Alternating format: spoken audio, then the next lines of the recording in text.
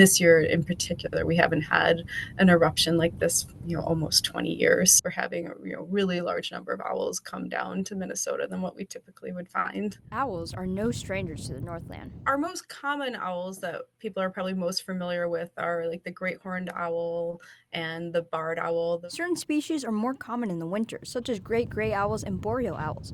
These owls come to northern Minnesota from Canada in search of food. The small like voles and mice that they eat, those numbers are low right now, and so birds are coming down from Canada. And this year in particular, we haven't had an eruption like this, almost 20 years. There are specific areas with recent sightings. Owls are coming down, they're hitting Lake Superior, and like a lot of birds, they just don't want to cross this large body of water, and so they kind of become concentrated or funneled around the Duluth area. They're definitely in and around the city, and then they're also up and down the North Shore and out towards Zaxton Bog. The DNR does not do a winter survey, but gets reports from people. As we start getting more and more reports of dead owls as the winter progresses, or like in the late fall, we're like, it looks like something's going to happen this year.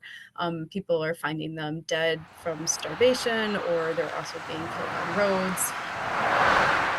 When someone finds an injured owl, the DNR will have them call a local wildlife rehabilitation center, such as Wildwoods. Most of the animals that we get, including the owls that are coming through, are hit by cars. Wildwoods usually sees about 30 owls a year. It's only January, and they've already admitted 14 owls this year. 7 great gray owls, 6 boreal owls, and 1 snowy owl. All but one was injured by a car. The weather is partially to blame. One of the issues that we're having this year is that, particularly for our boreal owls, which are our smaller owls, they just can't get through that thick crust on the snow, which this is a year where we have that kind of thick crust from all that cold weather that we had.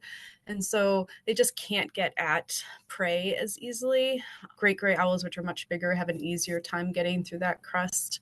And then when they're having trouble getting food, then owls are often attracted to the sides of roads where, it might be easier to get at small rodents, and then they're vulnerable to cars. Raptors, because of the placement of their eyes, they're not easily going to see vehicles, and they're not necessarily going to recognize vehicles on the road. So that's also part of the problem. Another part, depending on which bird you're talking about, like especially an eagle, it doesn't lift up, it takes off. And so that's also a lot of the ways that they're hit by cars. It's because they need space to be able to take off and fly. In addition to slowing down and being careful while driving, another way to help keep owls safe is by giving them space. People are really excited about them, so a lot of people are going out to look for these owls, but it's really distressing to the owl.